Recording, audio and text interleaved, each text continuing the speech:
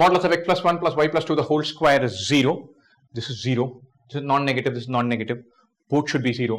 Straight away I know x is equal to minus 1, y equal to minus 2. Should take this and say, look, thank you very much. I'm taking these marks.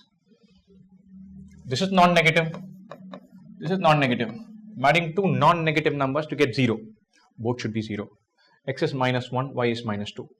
Ax minus 3y, ay, a into minus 1 minus 3a into minus 2 is 1.